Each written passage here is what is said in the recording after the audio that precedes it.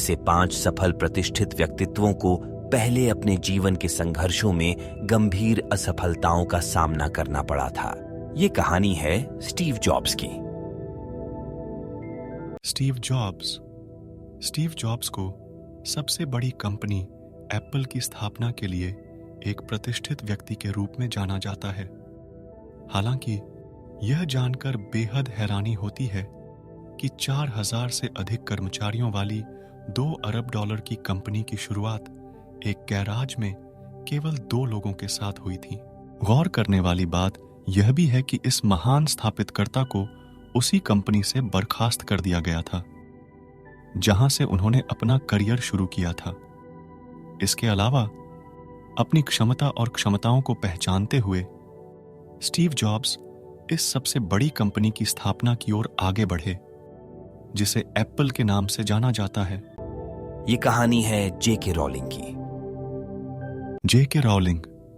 जेके rolling को सबसे ज्यादा बिकने वाली किताब हैरी पॉटर की प्रसिद्ध लेखिका के रूप में जाना जाता है, जिन्होंने हार्वर्ड में शुरू हुए एक भाषण समारोह के दौरान अपनी विफलताओं के बारे में स्पष्ट रूप से बताया था।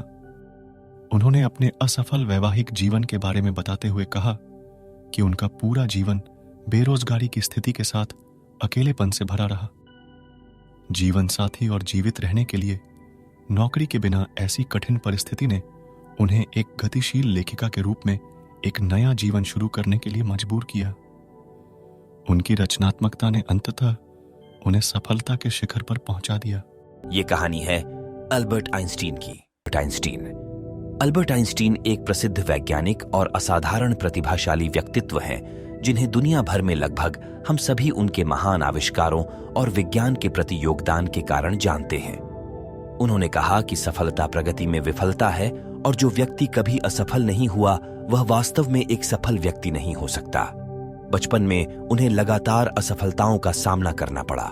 वह 9 साल की उम्र तक धारा प्रवाह बोलने में भी सक्षम नहीं थे, जिसके बाद उन्हें स्कूल से निकाल दिया गया था।